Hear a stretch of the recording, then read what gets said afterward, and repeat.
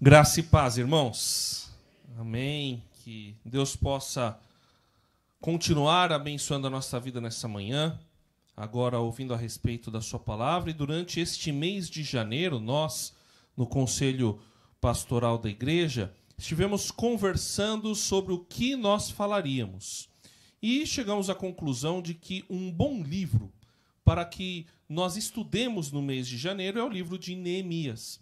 Um livro que mostra o planejamento, mas, ao mesmo tempo, a dependência de Deus. É um livro que muitas pessoas gostam de usar e, ultimamente, acabou sendo bastante usado na área de liderança, na área de gestão, e realmente ele tem muitas lições importantes e poderosas nesse sentido. Mas também, como toda a Bíblia, ele fala a respeito de todos os aspectos da nossa vida e se aplica a qualquer pessoa, porque assim como está lá em 2 Timóteo 3, 16 a 17, toda a Escritura é inspirada por Deus e útil para o ensino, para a correção, para a instrução na justiça, a fim de que o homem de Deus seja apto e plenamente necessário para toda boa obra. E sim, eu esqueci a repreensão, mas agora lembrei.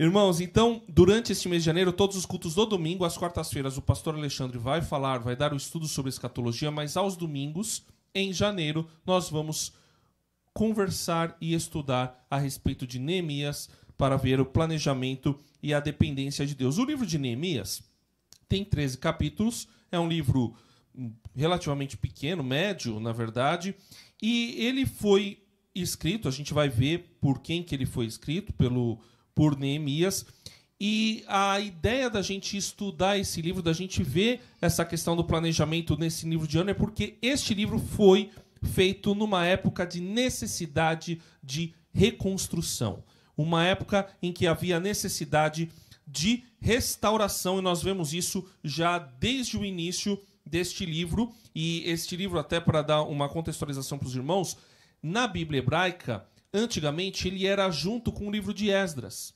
Ele acaba tendo muitas características do livro de Esdras, porque eles são contemporâneos. Esdras chegou em Jerusalém um pouco antes de Neemias, Neemias chegou depois, mas há citações dos dois nos dois livros, e os dois livros eram colocados juntos. Mas quando a gente lê Neemias, a gente percebe que existe uma mudança, inclusive de autor e de pessoa, que fala para quem gosta de literatura. O livro de Neemias, ele é todo escrito em primeira pessoa. Ele é o relato de uma pessoa a respeito de um fato, a respeito de uma época, a respeito de uma vivência e de uma experiência. Vamos ler capítulo 1, versículos 1 e 2, o que diz a palavra de Deus em Neemias, palavras de Neemias, filho de Racalias. No mês de Quisleu, no 20º ano, quando eu estava na cidadela de Suzã, veio Hanani, um dos meus irmãos, com alguns homens de Judá. Então lhes perguntei a respeito dos judeus que escaparam e que sobreviveram ao exílio e a respeito de Jerusalém. Senhor nosso Deus, fala através da tua palavra, fala na minha vida e através da minha vida aos meus irmãos, em nome de Jesus. Amém. Irmãos, quando nós iniciamos a leitura do livro de Neemias e vemos que ele está muito bem localizado em algumas coisas aqui. Eu acho que eu vou precisar... Deixa eu ver se está funcionando direitinho. Uma coisa aqui está... Aqui está ligado. Será que precisa reconectar? Então me ajuda aí, por favor. O dedinho. Pronto. O Neemias é o filho de Recalias. Ele é um homem que era judeu, mas não havia nascido em Israel. Por que ele não havia nascido em Israel? Vamos lembrar um pouquinho da história bem rapidamente. Lá atrás, Abraão, uma pessoa que sai da terra de Ur, ordenado por Deus a ir até uma terra que ele ia mostrar. Ele chega em Canaã e Deus fala que vai dar aquela terra para ele. Abraão, depois o filho dele, Isaque, o neto, Jacó, vivem naquela terra, algumas peregrinações, mas eles vivem por ali. E depois nasce José, bisneto de Abraão. José vai parar no Egito e, por providência de Deus, toda a família, a descendência de Abraão, vai para o Egito fugindo da fome, indo para um lugar melhor. Passam-se 400 anos no Egito. Durante este período, os descendentes de Abraão, que se tornam o povo hebreu, são feitos escravos no Egito, clamam a Deus, e Deus levanta um libertador do meio do próprio povo. O nome desse libertador é Moisés. Esse libertador consegue, por intervenção direta de Deus, liderar o povo na saída do Egito. Eles atravessam o Mar Vermelho de maneira milagrosa, e no deserto do Sinai, no Monte Sinai, é feita uma aliança entre o povo, entre Deus e o povo, em que Deus promete a terra para o povo deve conquistar a terra, limpar a terra do pecado e então habitar a terra, cumprir as leis de Deus, e haveria prosperidade. O que acontece? O povo entra na terra, mas descumpre a aliança com Deus. Começa cumprindo, descumpre, aí pede o libertador, começa a cumprir, descumpre novamente, começa um ciclo, vem um reinado que se torna grande, o reinado de Davi. Depois de Davi vem o descendente dele, Salomão. É feita mais uma promessa a Davi de que haveria herdeiro, ou melhor, dinastia para sempre. A dinastia de Davi duraria para sempre. Após isso, então, vem Salomão. Salomão começa a descumprir a ordem. O reino se divide, reino de Israel ao norte, reino de Judá ao sul. No reino de Israel, só reis que descumpriram a aliança. Esse reino cai nas mãos dos assírios no século 8 a.C. O reino de Judá consegue resistir porque há reis que descumprem a aliança, mas há reis que cumprem a aliança com Deus. Esse reino consegue resistir até o século VII, quando ele cai nas mãos do Império Neobabilônico, imperador Nabucodonosor. Então Nabucodonosor são feitas várias tiradas de pessoas da terra de Judá, principalmente aqueles que eram mais ricos, mais a nobreza, a elite, tanto elite política, elite financeira, elite intelectual, e são deixados apenas aqueles que tornariam aquela terra fraca. Uma parte do povo, inclusive, foge para o Egito, há uma grande dispersão da terra de Judá, e Jerusalém é completamente destruída, o templo de Jerusalém é destruído. O povo passa 70 anos no exílio babilônico, assim como foi prometido pelo profeta Jeremias e outros profetas. Depois desses 70 anos, então, acontece um milagre. O Império Neobabilônico é conquistado pelo Império Persa, um dos maiores impérios que já existiu. E um dos grandes estrategistas da história, o imperador Ciro, conquista o Império Neobabilônico. E Ciro, então, no primeiro ano de seu reinado, faz um decreto. No ano 538 a.C., ele determina que o povo de Judá volte para a sua terra. E lá o povo voltando para a sua terra começa uma história de reconstrução que nós vemos no livro de Esdras. E nessa história de reconstrução é reconstruído o templo e o povo começa a se estabelecer novamente como nação e como um povo que tem na sua identidade básica a aliança com Deus. Acontece que Neemias, ele faz parte da descendência daquela elite que saiu da terra de Judá. Mas ele não nasceu em Judá. Ele não nasceu em Jerusalém. Ele não conhece a terra de onde os seus antepassados vieram. Ele nasceu provavelmente na Babilônia ou até mesmo na Pérsia. Porque aqui, e olha, isso é legal, na Bíblia tem muitas datas bem precisas. Em Neemias é muito preciso aqui. Ele fala 20º ano, que é o 20º ano do reinado do rei ao qual ele está servindo na Pérsia. No mês de Quisleu, ou seja, é novembro do ano 445 a.C. Olha como a gente tem a data bem exata, o que significa que já se passaram quase 100 anos de quando o povo retornou do cativeiro. Neemias nasceu quando a promessa de Deus para Jeremias já havia se cumprido. Então, o que provavelmente Neemias pensaria? O povo está prosperando lá na terra. Deus fez o povo voltar, ele disse que ia colocar o povo no exílio, ele disse que ia dar juízo para o povo, só que também disse que ia restaurar. Então o povo está sendo restaurado, a coisa deve estar bonita. Então eu imagino que ele chegou para o irmão dele, Hanani, e falou, quero saber notícias. Deve estar sendo legal, de repente eu posso até voltar. Deve estar sendo muito bom, o povo deve estar prosperando, plantações, a cidade deve estar bonita, muito legal. E Hanani, o pessoal acha, alguns estudiosos entendem que esse irmão de Neemias era governador da província da Judéia. Então, a Judéia ela era uma parte do Império Persa, ela era uma província e havia um governador que era enviado por intervenção direta do imperador para cuidar, e muitas vezes o imperador colocava alguém ou da descendência ou da própria terra, do povo, até para facilitar o domínio, a conquista ali. E Hanani provavelmente era um governador. E ele voltou, provavelmente do fim do seu período.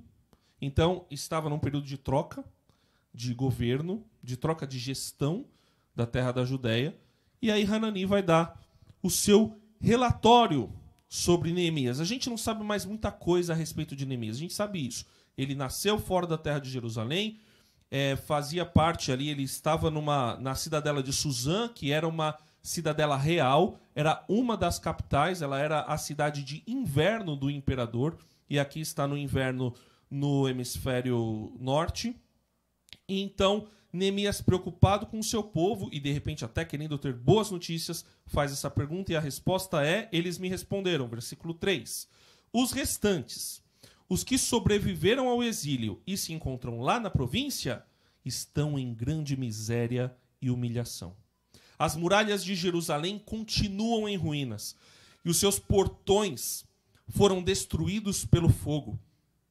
Quando ouvi estas palavras, eu me sentei, chorei e lamentei por alguns dias. Fiquei jejuando e orando diante do Deus dos céus. Então, a resposta de Hanani, meus irmãos, é uma das respostas que poderia mais atormentar o coração do nosso querido Neemias. E então ele é tomado por uma santa indignação. Ele é tomado por em primeiro lugar, uma tristeza profunda, um desejo, uma vontade de poder fazer algo. Por que é difícil? Por que foi difícil para Neemias ouvir a respeito do muro de Jerusalém? E aqui a preocupação não era apenas com o que Nabucodonosor havia feito. A preocupação tinha a ver com o retorno do povo. Havia uma expectativa. O povo, tendo retornado depois de 70 anos de cativeiro, deveria ter construído. E depois de 80, que já estava lá depois do retorno, alguma coisa deveria ter acontecido. Mas o que aconteceu de verdade é que o povo tentou reconstruir as muralhas. E Esdras nos mostra isso. Mas ao tentarem reconstruir as muralhas, os inimigos de Israel impediram que isso acontecesse. Disseram para o imperador: eles estão tentando se fortalecer para virar independentes de você de novo. E eles são um povo rebelde. Puxa a capivara deles aí, lá em Esdras, e vocês vão ver que é um povo casca grossa, carne de pescoço. Aí foi lá ver, é verdade, esses causaram. Então, interrompe a construção. Não faz nada. E aí, as muralhas, depois de quase 100 anos do retorno, as muralhas continuam em ruínas. E por que muralha é importante? A gente não tem muro em São Caetano. Aliás, se erguesse muro em São Caetano, o povo ia ficar revoltado, né? Já fala que é elite aqui. Né? Mas já tem rio para ilhar a gente um pouquinho, apesar de causar esses rios um pouco. Muralha é proteção. Naquela época, as guerras eram muito frequentes. As cidades, não tinha avião, né? O pessoal, para atacar, guarnecer uma cidade inteira, você precisa de alguma proteção. Então, colocava muro para impedir, para dar pelo menos um respiro diante de um ataque inimigo. Ou até saques. Às vezes não era um ataque muito forte de um império, mas saques de baderneiros, de pessoas com um pouco menos de recurso militar, mas que poderia causar algum estrago. A muralha ajudava a proteger a cidade desses arruaceiros, desses ladrões, de pessoas que poderiam vir prejudicar a cidade, não necessariamente conquistar, mas prejudicar. Então, muralha era importante. A muralha, ela tinha a ver também com a identidade da cidade. Se a segurança de uma cidade é definida pelos seus muros, então a identidade e a honra de uma cidade também tem a ver com os seus muros dela estar muito bem guarnecida, dela estar protegida, dela ter portões. Jerusalém não tinha nada disso. Ela estava desprotegida, ela estava desonrada, ela estava humilhada. E foram todos esses sentimentos que vieram para Neemias como um tijolo na cabeça dele. Desonra, humilhação. Sentimentos que às vezes a gente sente em relação, por exemplo, a algum lugar que a gente já esteve. Eu estudei numa instituição, na verdade, 2 instituições que eu estudei passaram por situação financeira muito grave. Uma delas teve que vender quase metade do patrimônio. Vendeu o prédio que eu estudei. Outra está passando por uma situação muito complicada. E está em recuperação judicial. E o meu coração ficou entristecido quando eu fiquei sabendo da notícia de uma instituição lá no passado. E fiquei feliz porque ela se recuperou. E a outra instituição. E estou procurando informações, vontade de fazer alguma coisa. Quando algo nos atinge, a gente se sente humilhado, desonrado. E foi esse o sentimento que Neemias teve, apesar de não conhecer, mas os pais dele contavam as histórias. Os avós dele contavam as histórias. Ele lia na palavra de Deus as histórias a respeito dos grandes reis, a respeito do que Deus havia feito e de como ele havia protegido Jerusalém. Então, Neemias estava numa situação difícil. E o seu coração ficou extremamente entristecido. E então ele se lamenta e jejua. O jejum, que é uma atividade que é colocada lá na lei, na aliança com Moisés, um dia de jejum, o Yom Kippur, mas uma prática que se torna recorrente após o exílio, porque o povo começa a entender o jejum como uma disciplina espiritual e uma manifestação da dependência de Deus. Quando se jejua, está dizendo: nem só de pão viverá o homem, mas de toda a palavra que procede da boca de Deus. Então eu não preciso de comida, eu preciso agora de Deus. Eu preciso buscar a Deus. Então o jejum é a absoluta demonstração da dependência de Deus, e Neemias está fazendo isso. Ele chora, ele lamenta, ele jejua, ele ora, ele toma uma atitude primeiramente em relação a Deus, diante da indignação, diante da humilhação, diante da tristeza.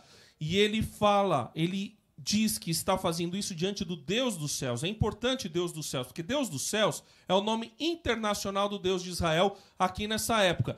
E é o nome que a gente vai ver Ciro chamando um Deus. Olha, o Deus dos céus me mandou tal coisa.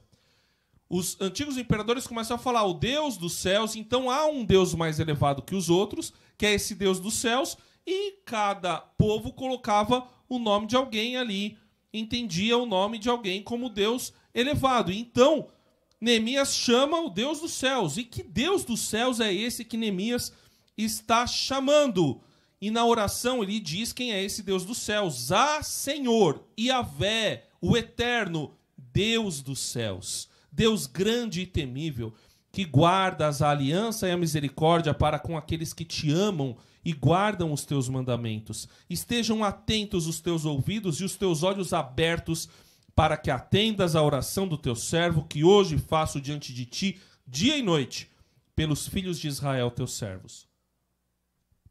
Primeira coisa importante aqui é a afirmação de Neemias, de que ele sabe quem é o Deus dos céus, invocado por tantos imperadores, por tantos reis, por tantas pessoas do ambiente dele. O Deus dos céus é o Deus de Israel, é o Deus deles, é o eterno, é Yahvé, é o Senhor. Ele é o Deus dos céus.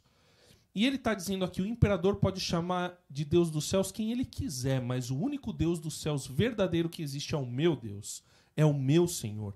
Ele é o eterno, e é a ti, Senhor, que eu clamo. Eu reconheço que só o Senhor é Deus. E essa oração de Neemias, ela começa, como toda oração desejavelmente deve começar, que é louvando e adorando e reconhecendo quem Deus é. Ele é o único Deus.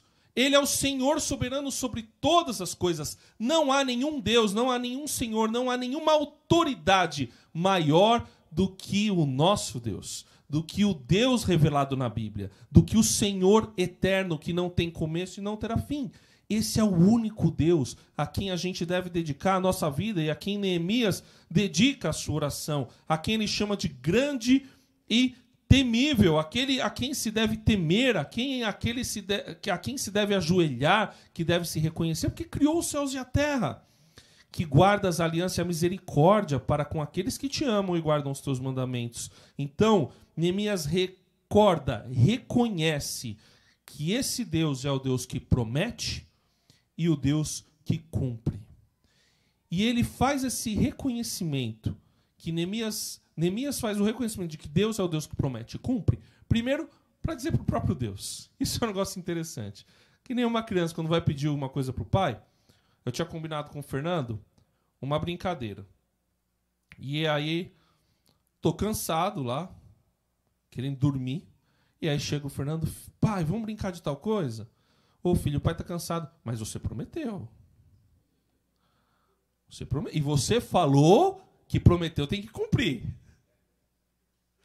Então, Neemias chega diante de Deus e fala, Senhor, presta atenção, o Senhor é o Deus que guarda a aliança e cumpre aquilo que promete, e é fiel aos teus próprios mandamentos.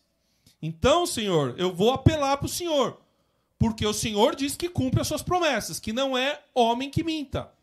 Eu vou falar algo para o Senhor. Só que Neemias recorda quem Deus é para si mesmo. Porque a oração, quando a gente ora e quando a gente fala sobre Deus, a gente fala do caráter de Deus, a gente fala da bondade de Deus, a gente fala da misericórdia de Deus, mas você pensa, Deus sabe de tudo isso. E Ele sabe mesmo. A Bíblia diz, o Senhor Jesus fala, antes que as palavras cheguem à boca de vocês, eu já sei. Mas reconhecer quem Deus é e falar sobre o caráter de Deus, o que Ele faz, é um reconhecimento de quem Ele é para nós mesmos. Neemias está dizendo também e reconhecendo para ele mesmo que Deus cumpre a aliança, que Ele é fiel e que tudo que Ele promete acontece. Irmão, Deus falou que ia tirar o povo de Israel do Egito, Ele tirou. Ele falou que ia botar o povo no cativeiro, se descumprisse, Ele cumpriu. Ele disse que ia trazer de volta, Ele trouxe. Ele prometeu o Senhor Jesus, Jesus veio. Então, tudo aquilo que está escrito na Bíblia, na palavra de Deus, é promessa e vai se cumprir. Se Jesus falou que Ele vai voltar, acredita, Ele vai voltar. Se Ele disse que você vai ter aflição, acredita, você vai ter aflição. Só que no mesmo versículo, Jesus fala que venceu o mundo. E para a gente ter bom ânimo. Ele fala que nós vamos ter sofrimento e perseguição, mas nós devemos perseverar, porque Ele está conosco todos os dias até o mundo acabar. Então, a gente tem que confiar na palavra de Deus, porque aquilo que Deus fala vai acontecer. E a gente tem que lembrar isso nas orações para a gente mesmo também.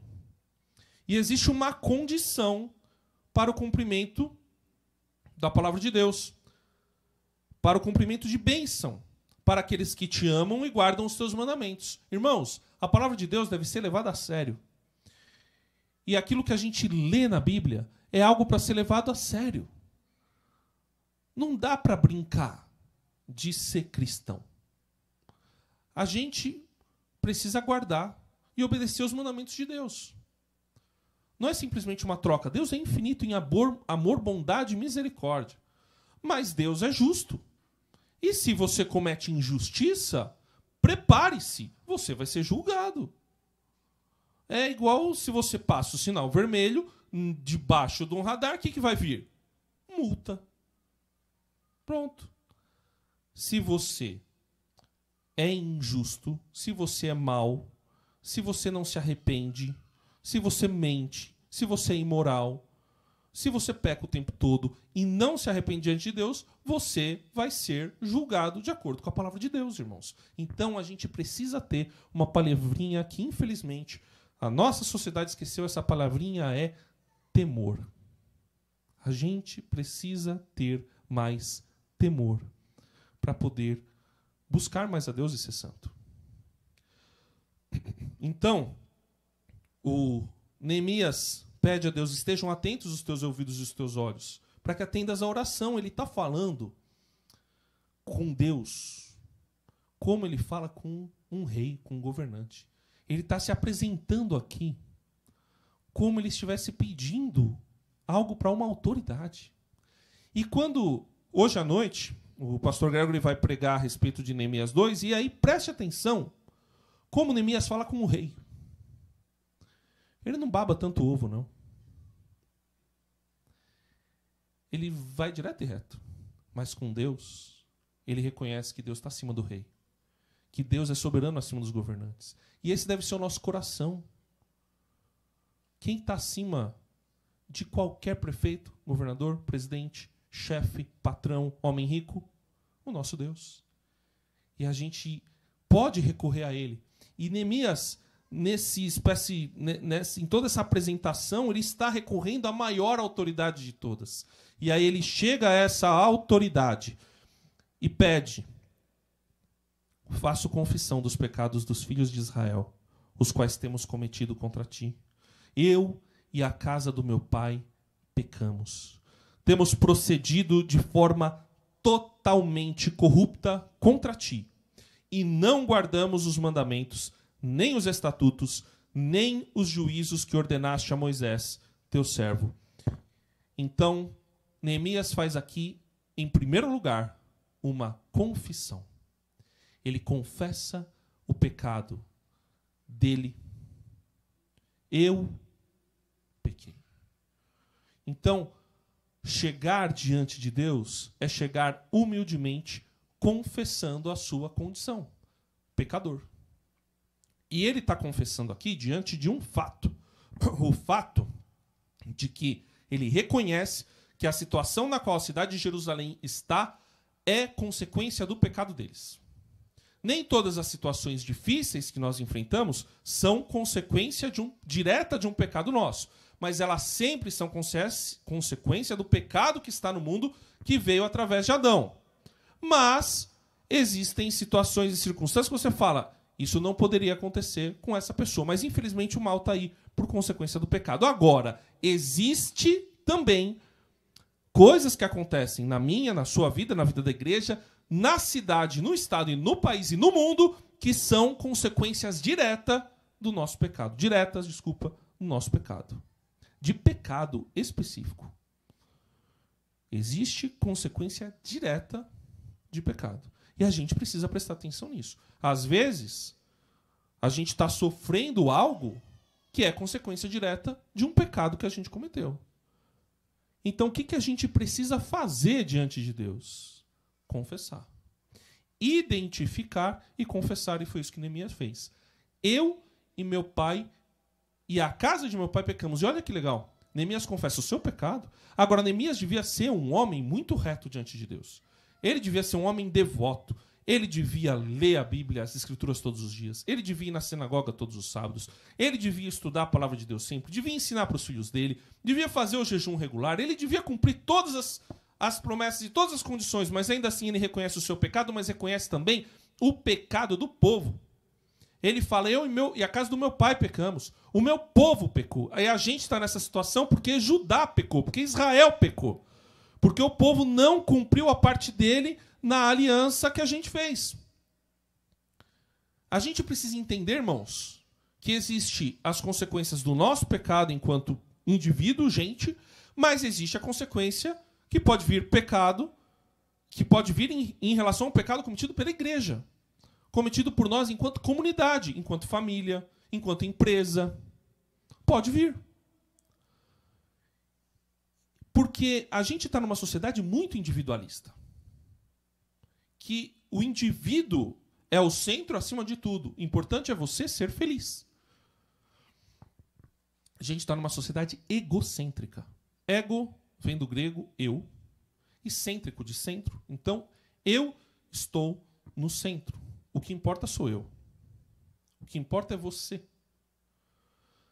Mas a gente vive em comunidade. Nós somos um coletivo. Então, quando acontece um problema sério, esse problema, uma pessoa perto de você, de alguma maneira atinge você.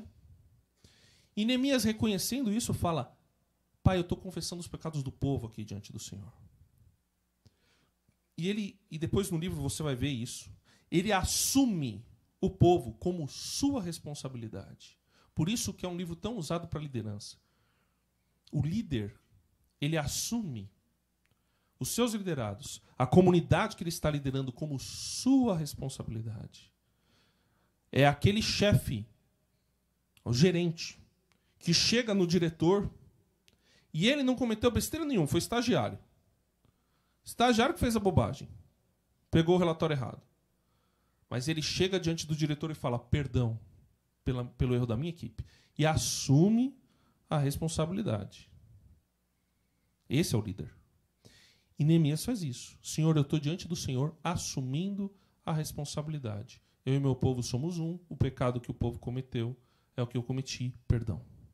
E assumindo essa responsabilidade, uma responsabilidade que devemos prestar atenção, ele assume que o povo se corrompeu totalmente. E não guardou os mandamentos. Não guardou nada do que Moisés havia dito, que Deus havia dito por Moisés para ser guardado. Ele assume isso, ele confessa isso, ele reconhece, ele diz, e aí ele lembra da promessa. Até o último. E ele lembra da promessa. Lembra-te da palavra que ordenaste a Moisés, teu servo, dizendo, se vocês forem infiéis, eu os espalharei entre os povos. Mas, se vocês se converterem a mim e guardarem os meus mandamentos e os cumprirem, então, ainda que os seus desterrados estejam nos lugares mais distantes da terra, de lá os ajuntarei e os trarei para o lugar que escolhi para fazer habitar o meu nome. Então, Neemias lembra que a promessa tem um juízo, mas ela também tem esperança. Isso é lindo de ver em Deus, irmãos. Pega os profetas. Pega um livro profético pequeno. Pega Miqueias. Pega Miqueias e lê Miqueias. No começo, você vai se sentir um lixo. Você vai se sentir horrível. Eu não valho nada mesmo. O povo é mau. Os homens são maus e merecem sofrer mesmo. Oséias também. Mas Miqueias é um pouquinho mais ordenadinho. Pega lá, aí você começa a ler. E começa a primeira acusação do pecado. Depois juízo. E você vai falar, eu mereço mesmo. Apanhar que nem a criança fala, né? Ai, bate, com cuidado, bate.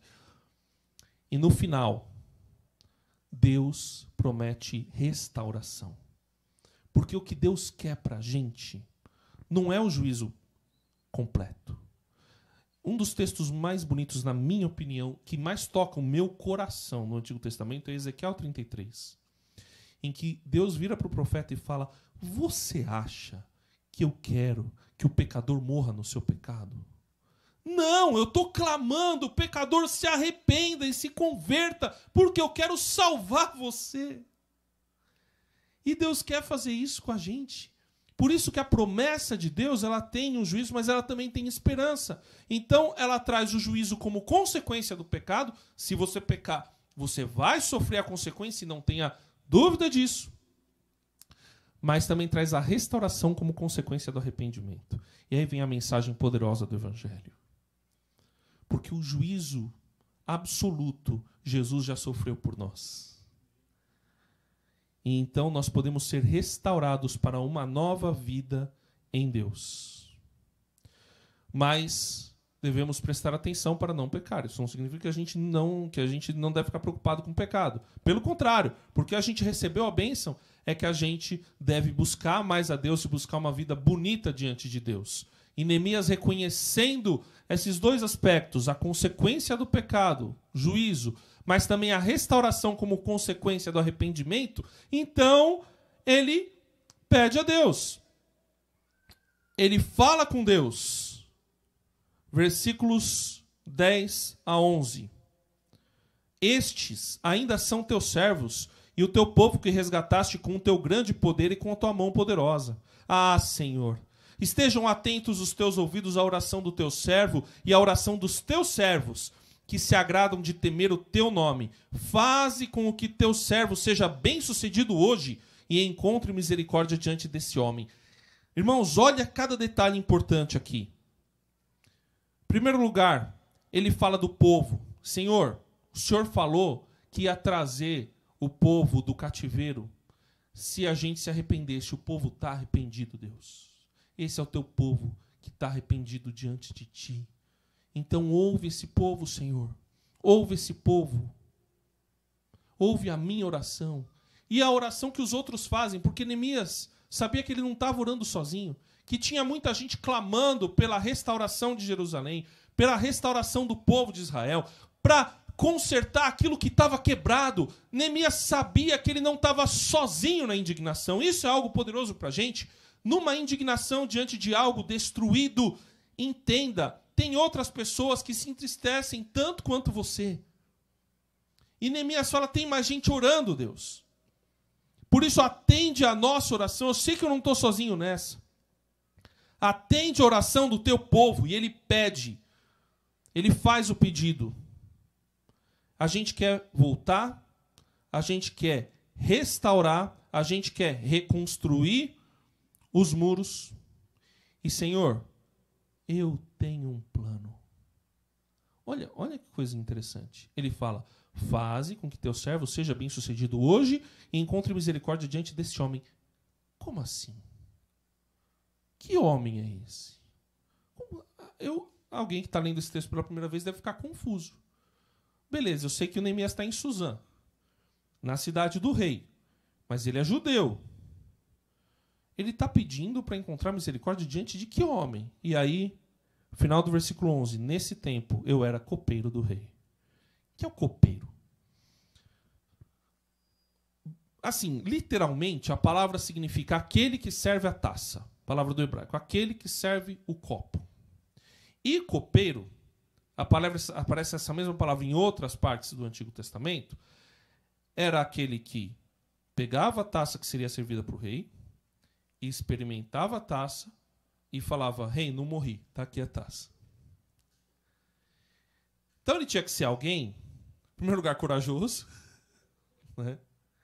Em segundo lugar, da mais absoluta confiança do rei. Irmãos, Neemias era o homem certo, no lugar certo.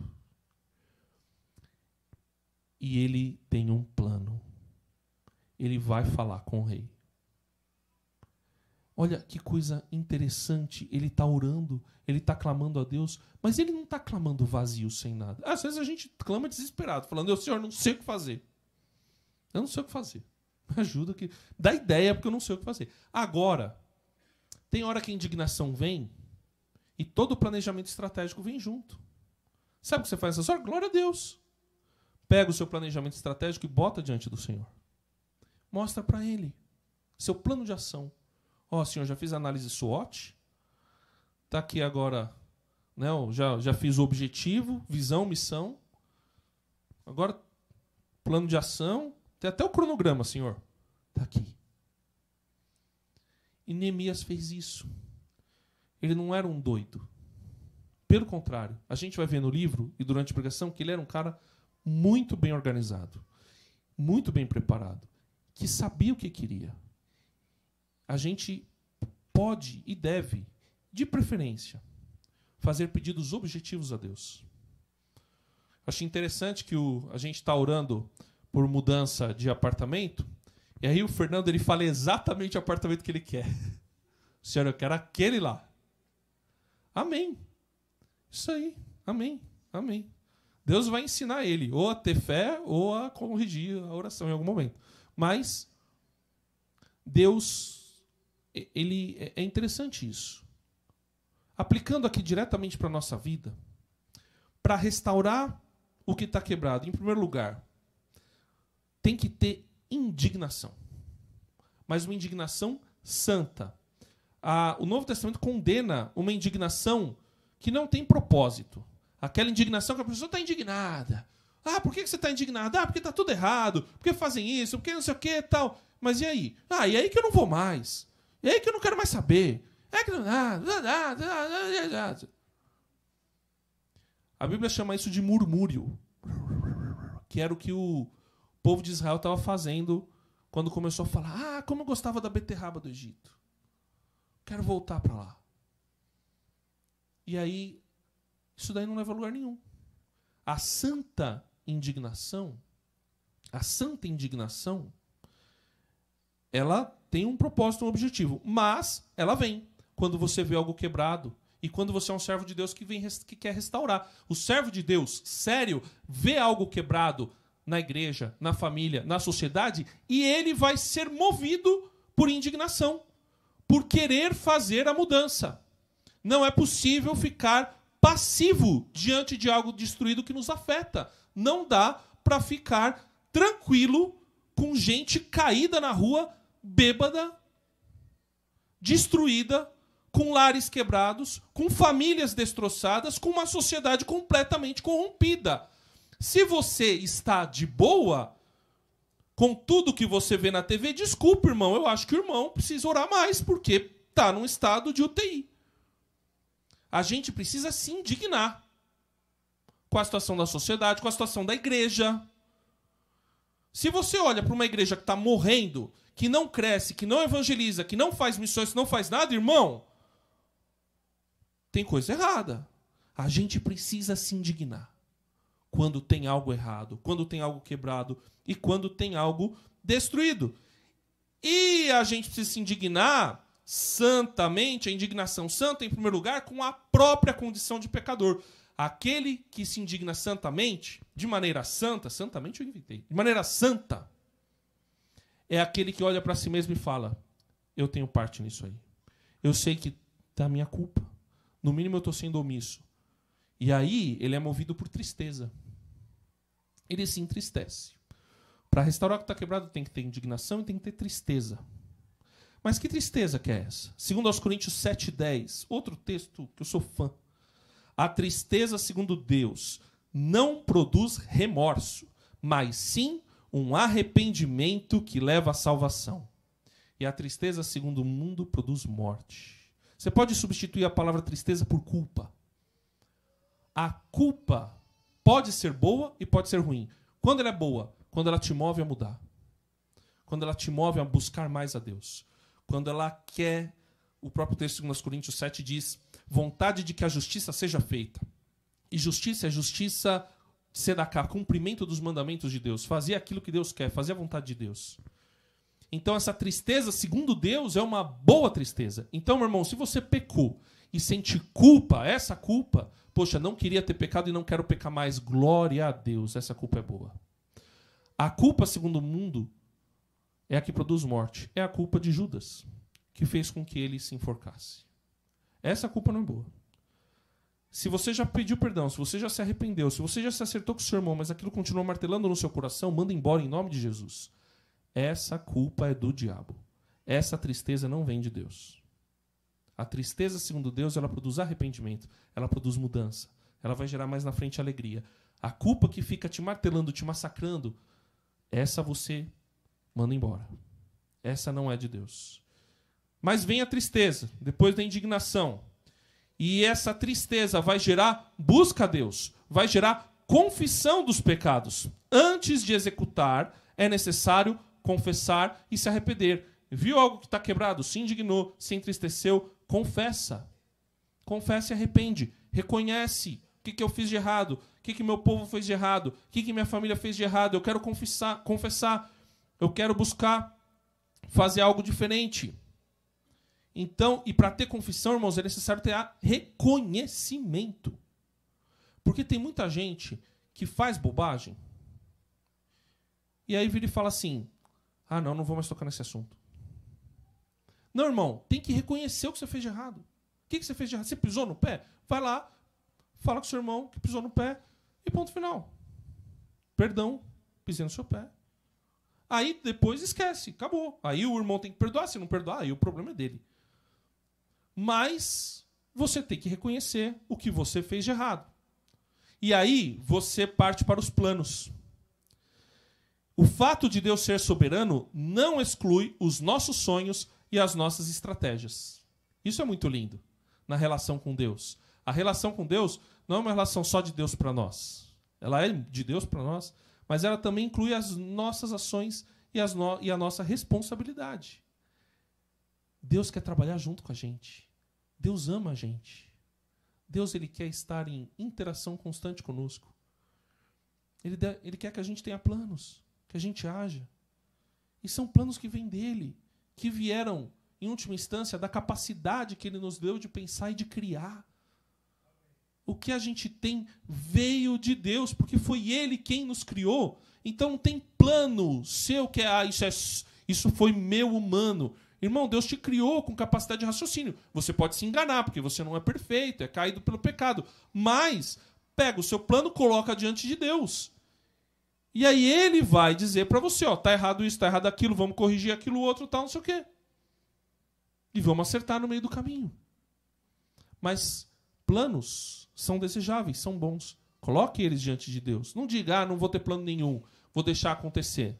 Não. Neemias não fez isso. Neemias tinha um plano. Ele era copeiro do rei e ele falou, eu quero falar com esse homem. Deus, que eu seja bem sucedido para falar com esse homem. Então ele já tinha algo preparado no coração. E ele tinha muito mais, a gente vai ver hoje à noite. Então, irmãos, tenham planos. Tenham sonhos. Para 2024, sonhem. Qual é a sua estratégia? Você já sabe o que você quer? Pensa no que você quer. E coloca isso diante de Deus. Ele quer que você deseje, que você queira. O que você quer? Um emprego novo? O que você quer? Estudar mais? Eu quero Conheço uma pessoa, pastor Wagner, maravilhosa, Nilceia Parisi. Alguns irmãos já ouviram a voz dela no Presente Diário. Ela tem uma voz bonita, uma mulher assim. Nilceia Parisi. É linda a voz dela. Aos 60 anos, essa mulher decidiu que queria fazer faculdade de jornalismo. E acabou de terminar aos 64. Faculdade. Tinha gente lá, idade quase para ser neto dela. E ela estava feliz da vida. Eu entrei na rádio, ela já estava lá. Ela já era locutora, aprendi coisa com ela. Ela saiu da rádio. Ano passado ela foi minha estagiária. Ela tem sonhos e planos. E ela tem mais. E é lindo conversar com ela, que você vê que ela está sonhando, ela está planejando, agora ela tem outras coisas para fazer. Irmãos, é isso que Deus quer da gente. Que a gente precisa ter sonho, plano, deseje. O plano deve surgir, mas ele deve ser submisso à vontade de Deus. Aí o que você faz? Intercessão. Coloca diante do Senhor. O planejamento inclui a dependência de Deus. Há um casamento perfeito entre o trabalho do servo de Deus e o agir de Deus. Por isso, irmãos, ao nos indignarmos diante de uma situação de destruição, devemos ir a Deus em clamor, reconhecendo quem Ele é e a causa da situação, possível confissão de pecados e pedindo a intervenção de Deus para sermos agentes de restauração. Se você está vendo algo destruído, Deus quer usar você para reconstruir e para restaurar. Coloque-se diante de Deus. Ele vai usar você. Ele vai te abençoar. Mas siga esses passos. Indigne-se. Entristeça-se. Confesse. Tenha planos e coloque-os diante do Senhor. E confie que Ele está na frente. E foi Ele quem te despertou. E é Ele quem vai fazer. Em nome de Jesus. Sabe qual é o maior exemplo que a gente tem? O próprio Deus. Deus não precisa da gente. Não precisou, nunca precisou. Mas Ele passou por esse processo de uma maneira misteriosa. Quando o homem pecou, Ele se indignou. Deus se entristeceu. Deus não confessou porque não foi Ele que pecou. Esse é o único passo que Ele pula. Mas Ele fez um plano. Eu vou resgatar esse povo porque eu não me conformo em ter a humanidade longe de mim. Em ter pessoas que querem me servir longe de mim. Eu não me conformo. E Deus não se conformou e mandou Jesus para morrer e ressuscitar no meu e no seu lugar. E para reconciliar consigo mesmo o mundo. Ele é o nosso grande exemplo de santa indignação. Sejamos indignados como Deus foi em relação ao pecado. Como Deus é em relação ao pecado. E vamos ser usados para sermos agentes de transformação. Feche seus olhos. Se você está indignado com o seu próprio pecado e nunca reconheceu Jesus como seu Senhor e Salvador, eu quero te convidar a orar pela primeira vez assim. Senhor, eu confesso que sou pecador e que eu nunca fiz essa oração diante do Senhor. Eu confesso que eu preciso do Senhor. E eu confesso que Jesus é o meu Deus, o meu Rei. E recebo hoje Jesus como meu Senhor e Salvador, arrependido dos meus pecados. Em nome de Jesus eu oro. Amém. Todos de olhos fechados, apenas os irmãos da integração e evangelismo fiquem atentos. Há alguém que fez esta oração hoje pela primeira vez? Levante sua mão. Alguém que orou entregando sua vida a Jesus pela primeira vez? Levante sua mão. Senhor, completa a mensagem. E se há alguém para entregar a vida a Jesus, que o faça ainda hoje. Em nome dele oramos. Agora eu quero convidar você. Graças a Deus, todos são crentes em Jesus. Mas eu tenho certeza que você está vendo algo destruído e talvez você já esteja indignado. Eu quero te convidar a santificar essa indignação, seguindo esse processo. Deixe a tristeza, segundo Deus, tomar conta do seu coração. Confesse o pecado. Faça planos e coloque-os diante do Senhor. Deixe ser usado.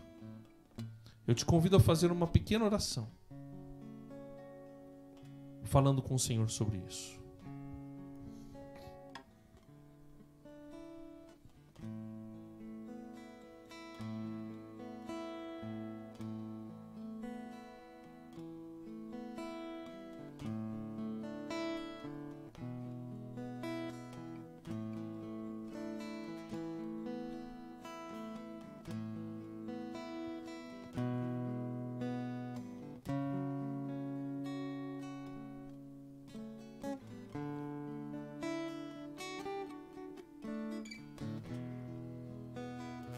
Se você tem falado com Deus sobre isso e se você quer ser agente de restauração, eu te convido a ficar em pé e orar junto comigo. Eu estou em pé e estou levantando minha mão porque eu quero ser agente de restauração, de reconstrução.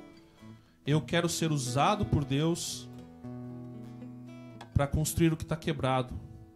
E se você quer também, eu te convido a ficar em pé e vamos juntos orar. Senhor amado, nós estamos diante do Senhor aqui para corrigir o que está errado, para ser usado pelo Senhor, para abençoar, para reconstruir, para restaurar. Nesse mês de janeiro nós vamos estudar este livro, Pai, e queremos, Deus, aprender com ele e seguir os princípios que estão na Tua Palavra para restaurar essa sociedade caída e corrompida pelo pecado, Pai. Para restaurar aquilo que precisa ser restaurado na igreja, na nossa igreja local, Pai. Para restaurar o que precisa ser restaurado nas nossas famílias, na nossa empresa, na nossa escola, onde quer que estejamos. Queremos ser usados pelo Senhor. Nos indignamos, nos entristecemos, confessamos nosso pecado. Temos planos e sonhos e os colocamos diante do Senhor. Agora, Senhor, faça com que sejamos bem-sucedidos. Em nome de Jesus oramos. Amém.